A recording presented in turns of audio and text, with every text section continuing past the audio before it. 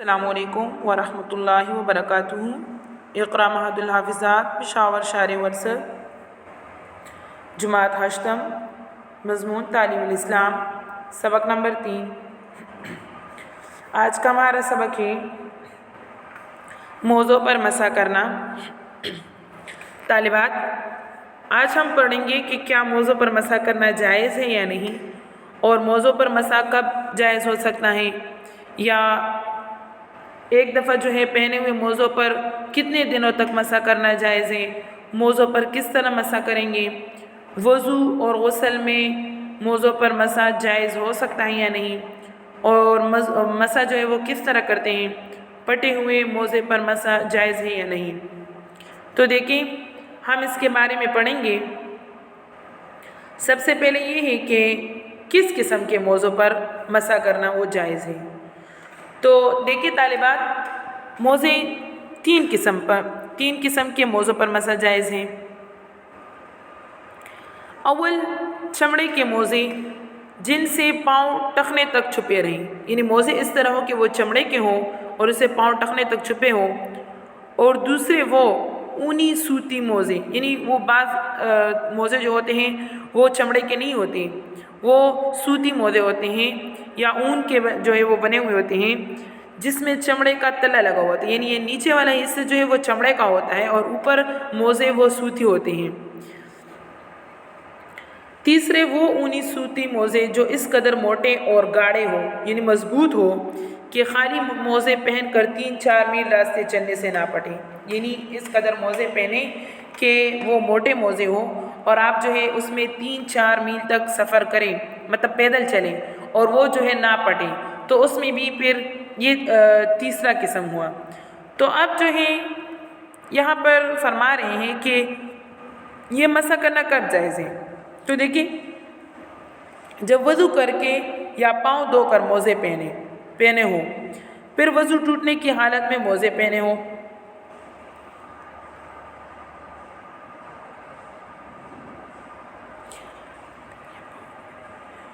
دیکھیں جب وضو کر کے یا پاؤں دھو کر پہنے ہوں، یعنی آپ نے وضو کیا ہے اور اس کے بعد آپ نے موزے پہن لیے، یا آپ نے پاؤں جو ہے وہ دھوئے ہیں لیکن وضو کے ساتھ دھوئے ہیں اور اس کے بعد آپ نے موزے پہن لیے، اور آپ جو ہے دوسرے نماز کے لیے وضو کر رہی ہیں، تو اس وقت اس پر مسح جو ہے وہ جائز ہے۔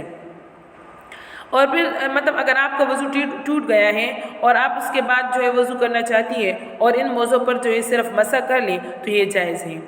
اسی طرح سوال ہوتا ہے کہ ایک دفعہ کے پہنے ہوئے موضوع پر کتنے دنوں تک مسح جائز ہے۔ مثلا آپ لوگوں نے جو ہے موزے پہن لیے ہیں، تو اب اس موضوع پر کتنے دنوں تک مسح جو ہے وہ جائز ہو سکتا ہے۔ تو اس کا جواب یہ کہ اگر آدمی اپنے گھر یا رہنے کی جگہ ہو تو 1 دن یا 1 رات موضوع پر مسح کرے، اور سفر میں ہو تو 3 دن یا 3 راتوں تک مسح کرنا جو اس میں جائز ہے۔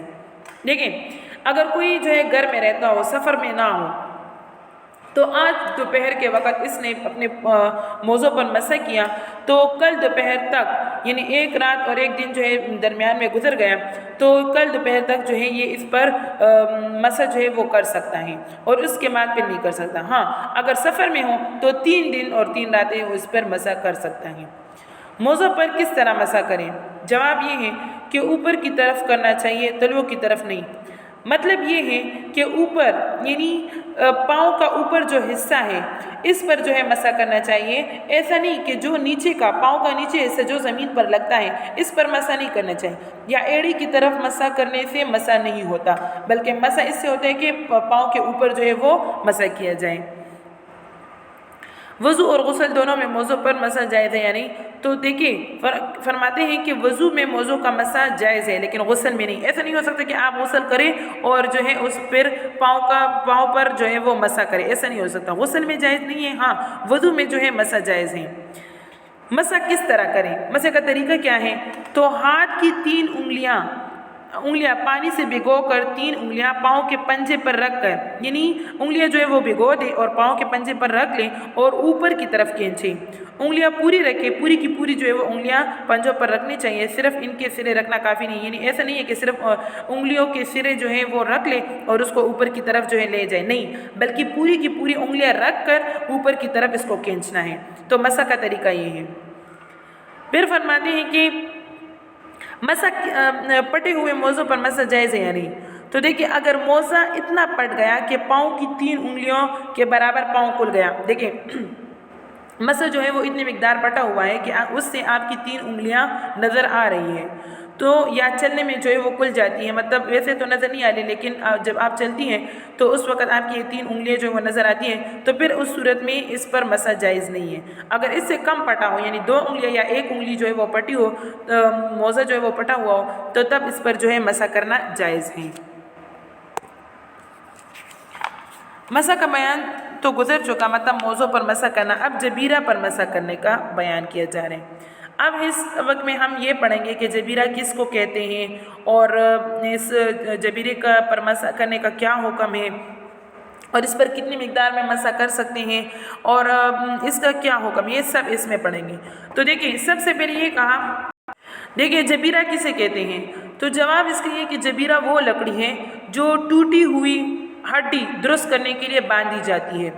دیکھیں لیکن یہ پہلے زمانے میں تھا، آج کل جو ہے پلستر باندھا جاتا ہے، اگر کسی کا ہاتھ وغیرہ ٹوٹ جائے یا پاؤں ٹوٹ جائے تو اس کے لیے پلستر باندھتے ہیں، تو آج کل پلستر کا بھی یہی حکم ہے کہ جو مطلب پہلے جبیرے کا حکم تھا تو جبیرہ اسی کو ہی کہا جاتا ہے، لیکن پہلے جو ہے وہ لکڑی ہوتی تھی جو ہڈی ٹوٹی درست کرنے کے لیے باندھی جاتی ہے، مگر یہاں جبیرے سے وہ لکڑی یا زخم کی پٹی یا مرہم کا پایا جو کچھ بھی ہو مراد ہے۔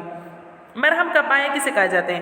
مرہم کا پایا دیکھیں وہ کپڑا ہوتا ہے کہ جس پر مرہم رکھ کر گہرا زخم جو ہے وہ بھر دیا جاتا ہے، یعنی ایسا کپڑا ہوتا ہے کہ اس پر مرہم جو ہے وہ رکھ دیا جاتا ہے اور پھر اس پر زخم کو جو ہے وہ ڈانپ دیا جاتا ہے، اس کو پایا کہا جاتا ہے۔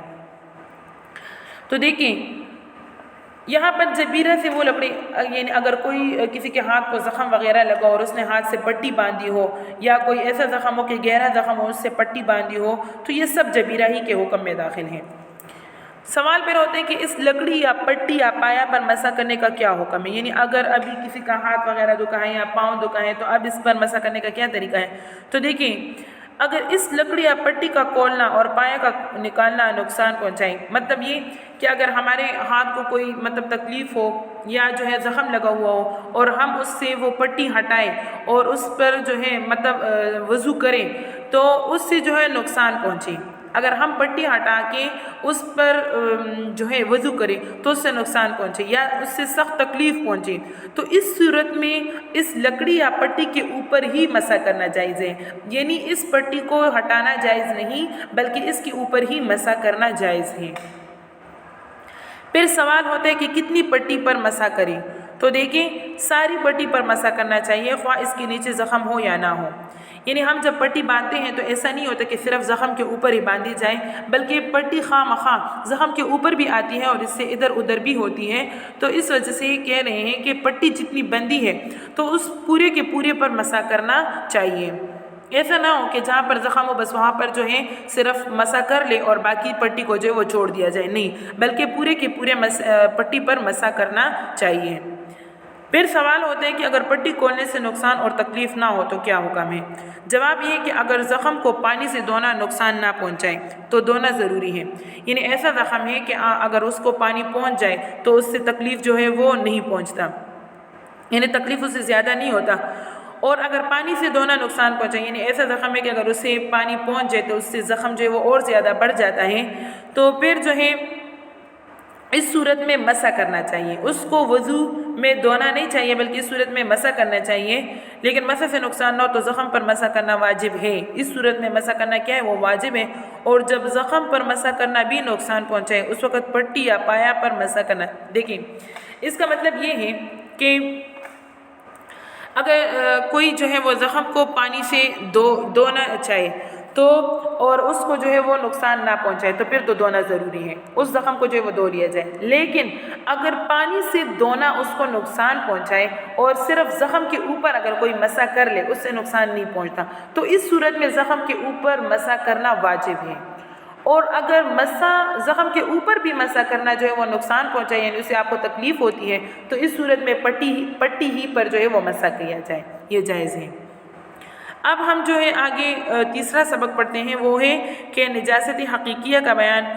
اس کے بارے میں آپ لوگ پیچھے پڑھ چکے ہیں کہ نجاست حقیقیہ کیا ہے، تو آپ جو ہے اس کی قسمیں بیان کر رہے ہیں کہ نجاست حقیقیہ میں نے آپ لوگوں کو بتا دی، جیسے خون، پاخانہ، پیشاب، شراب وغیرہ۔ تو اب اس کی قسمیں بتا رہے ہیں کہ اس کی کتنی قسمیں ہیں۔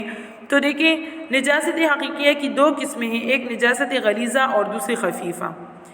تو اب یہاں پر جو ہے غلیظہ مطلب بڑی نجاست اور خفیفہ چھوٹی نجاست۔ تو دیکھیں کتنی نجاست غلیظہ کتنی چیزیں نجاست غلیظہ ہیں۔ تو یہاں پر اس کا بیان کر رہے ہیں کہ آدمی کا پیشاب، پاخانہ اور جانوروں کا پاخانہ، یعنی جانور جو گندگی کرتے ہیں وہ، اور حرام جانوروں کا پیشاب، اور آدمی اور جانوروں کا بہتا ہوا خون، اور شراب، اور مرغی اور بطخ کی بیٹ، یعنی ان کے جو بول ہوتا ہے اس کی جو گندگی ہوتی ہے وہ مراد ہے۔ تو یہ نجاست غلیظہ ہے۔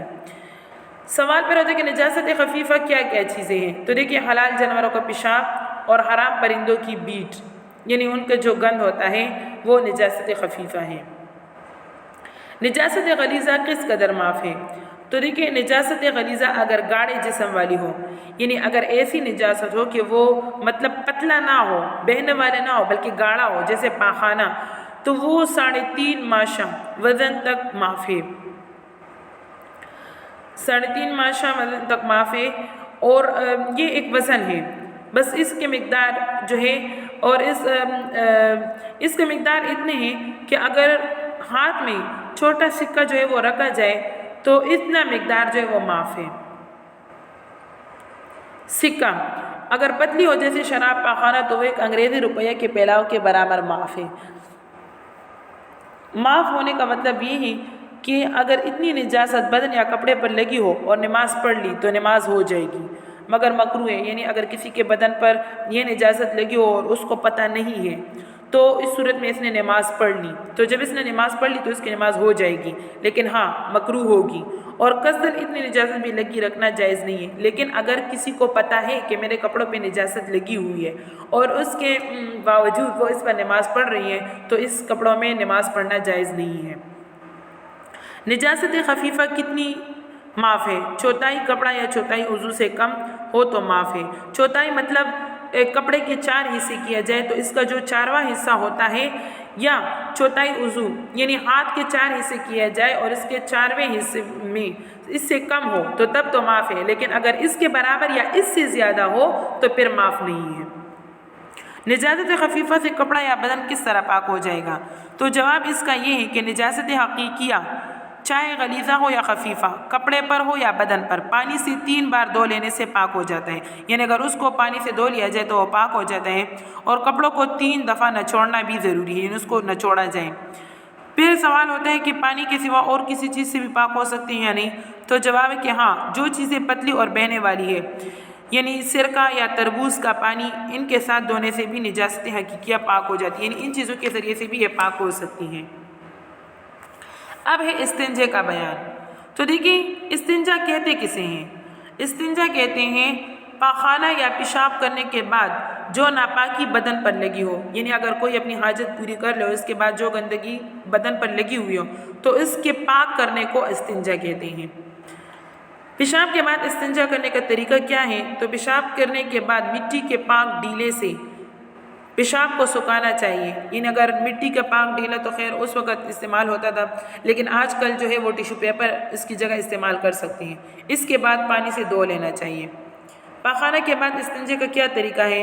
تو دیکھیں کہتے ہیں کہ پاخانہ کے بعد مٹی کے 3 یا 5 ڈیلوں سے پاخانہ کے مقام کو صاف کریں، لیکن میں نے آپ لوگوں سے کہا کہ یہ پہلے ہوا کرتا تھا، لیکن آج کل جو ہے ٹیشو پیپر ہے، ٹیشو پیپر سے پہلے اپنے آپ کو صاف کیا جائے، پھر جو ہے وہ پانی سے دھو لیا جائے۔